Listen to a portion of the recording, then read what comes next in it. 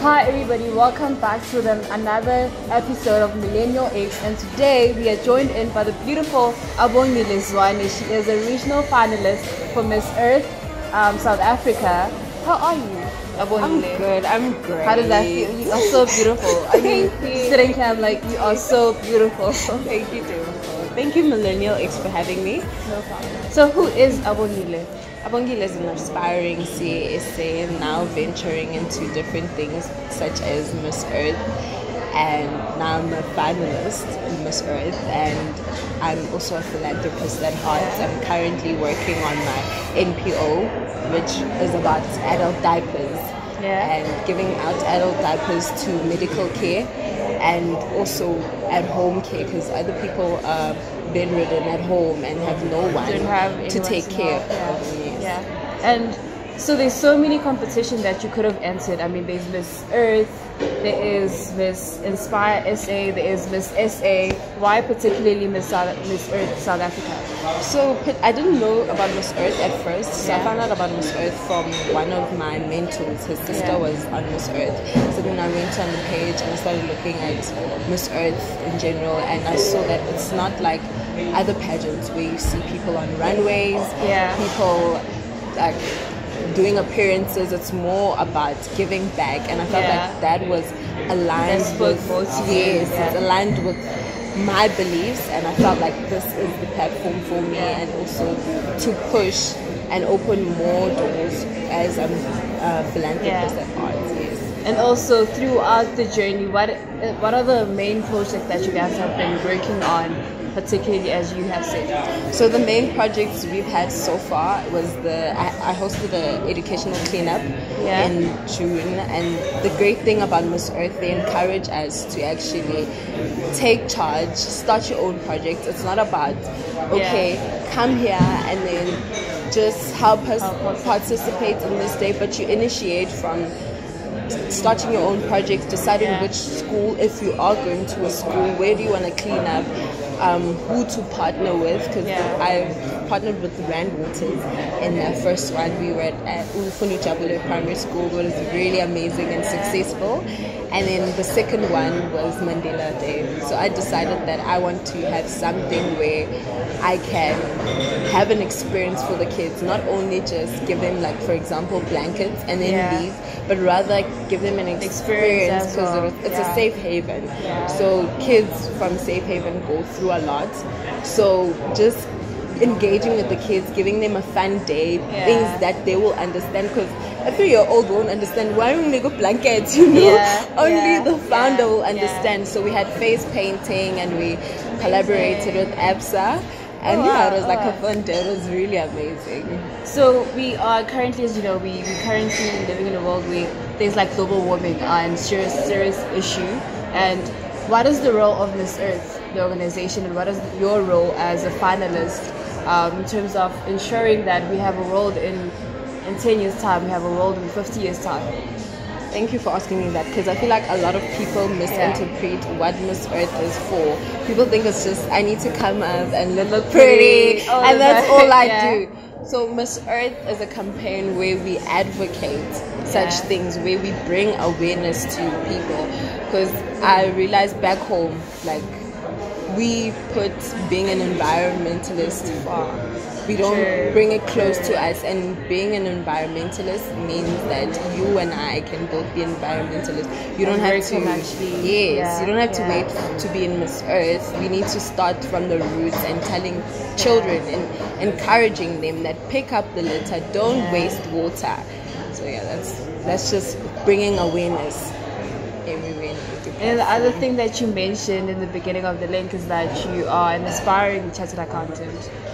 Why choose the CA stream? So, why that? I think that goes back to my childhood, and my mother is an educator, so she'd always push me to like read and teach me maths. But I remember with reading, it wasn't like a first love. With maths, I think I just got it and I understood it and I felt in love with it. Because I think the way she was teaching me, we'd play like card games and everything, to a point where like in class I would finish a chapter before everyone and I would get bored. So I thought that I'd be a scientist, but then we grade 9 Somehow. came, EMS, Like, and I you fell change your in career love. every year. Literally. So I fell in love with accounting and also being financially literate, financial literacy. So yeah, I love accounting. I think you touched on something so important: financial literacy. Do you think that schools, especially high schools in South Africa, are doing enough to educate young people about financial literacy in our country? I don't think school is doing enough because yes, I am an accountant, but I found myself struggling because I'm from KZN. So I literally get an allowance and I have to take care of everything. So I struggled with budgeting and allocating things. So I think the country is not doing enough, and we should have more campaigns where we educate people, especially people who are coming into university or leaving, going to jobs, and saying this is how you should handle your finances. Because it's true, accountants also struggle sometimes with managing finances. And then also, do you think that we have enough women who are in the corporate industry and who are aspiring CAs as yourself in South Africa? Do we have enough women? Women are taking charge and are chasing after their dreams, but I don't think we have enough women like in the board, women like representing, standing in the board, because with King 4. I do. There's regularities and policies that are stipulating that we should have a balance between women and men and are encouraging women empowerment. But also we need to encourage like your child, your daughter, that chase after your dreams, because there's also people are relying on the fact that you're a woman, you should be on board. You shouldn't only rely on that. There's hard work that needs to go into that. You shouldn't just think and wait on people to now put you in a position because we have to go according to regulations. You have to ensure that you qualify and you're well qualified. But yes, women should go reach for stars, and I feel like we're more than capable as women. And speaking about women, who's that one lady? Okay, maybe not one, maybe not restricted to just one, but who are those women that you look up to and like, this is people I aspire to become, or people who actually contribute towards my life in a positive manner? I think currently I'd say it's Peggy Sukumalo. Same here. I mean, she's the first lady to head the Standard Bank world. And I aspire to be like her. And she was also Miss South Africa at some point, which just shows that there's beauty and brains. Exactly. Yeah. So she's one of them, and obviously people who also inspire us from like behind the scenes. Our parents. When you look at where they come from, because that's like more. Like I know what my mother went through to ensure where she is and where I get to. So also, and I think it's very important that you mentioned that sometimes there are people who inspire you from behind the scenes, and it's very important to acknowledge that our parents do so much for us, and for us to be where we are right now. What does Women's Month mean to you? And Women's Month for me means celebrating those who fought for us to be where we at, because there's a lot of platforms that we can now enter and benches that we can enter in, like university for instance. Now you get to choose that actually I want to be a CA. It's not about now I'm being allocated to be now I need to be a teacher or a nurse. Now the field is open for us, so we need to celebrate like the Winnie Mandela. So they fought so hard for us. Women represent strength for me with SAS, obviously. So women, this month is all about celebrating and not forgetting, because in this current day, I don't want to say it's much easier, but it is, because people have opened doors and platforms for us, and also we need to recognize that there's other women in other countries. Other countries, girls can't get an education. They're oppressed to being educated. So the fact that here in South Africa we have that opportunity means a lot. We need to be proud to be South African #1, and we also need to help and be activists and bring awareness that there is such countries who are still going through the problems that we faced and overcame, and help them overcome. Yeah.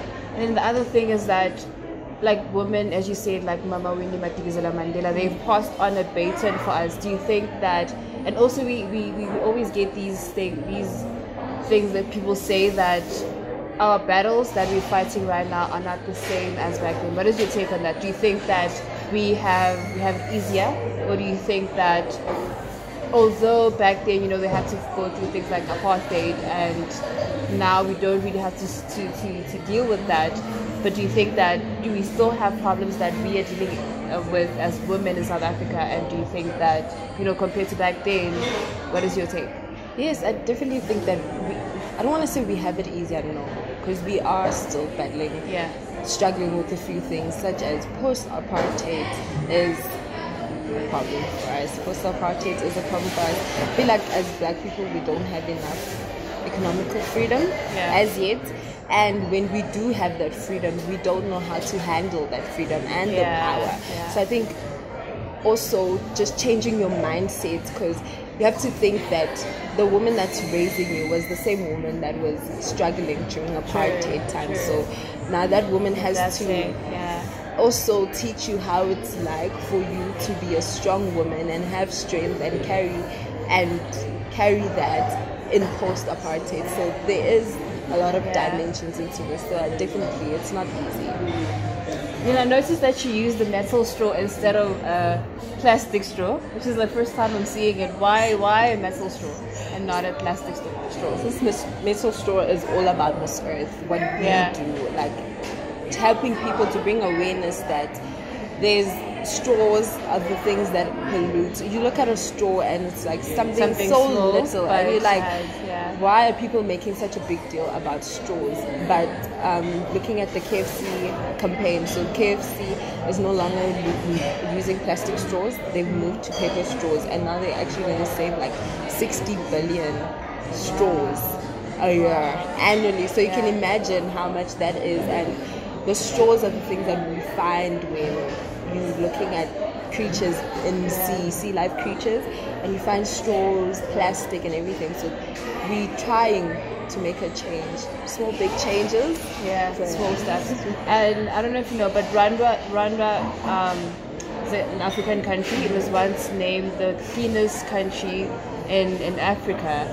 Do you think, and I think they have this thing where they implement that, I think at a particular time every day or once a week, they actually pick up papers, like citizens go out and they pick up papers. Do you think that's something that can be implemented in South Africa, and how? I hope it's something that it should be, like, we should bring in more regularities, because people don't understand the impact that this has.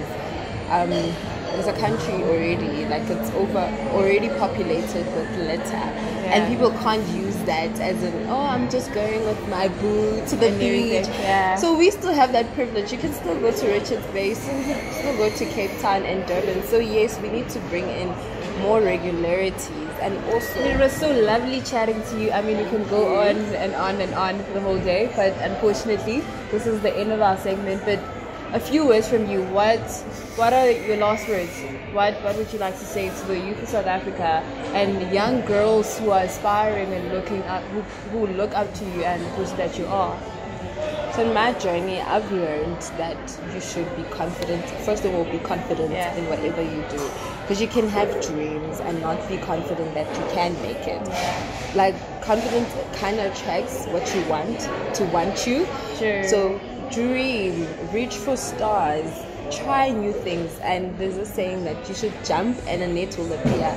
So literally in my journey, I felt like I just jumped for things and a net will literally appear to just catch me, and things will just align. So dream as a young woman, be confident about your dreams and snatch all of your dreams. That's amazing, and all the best with your Miss Earth regional, the journey. Hopefully you take the title, because I feel like you're very inspiring, and not only that, but you know the reason why you entered this earth, and it's way beyond just how you look, but also what you have to give to the world. So thank you so much for joining us. That's it from us today, Millennial Ace. Don't forget to subscribe, guys. Subscribe. From me to you. Lots of love. Till next time.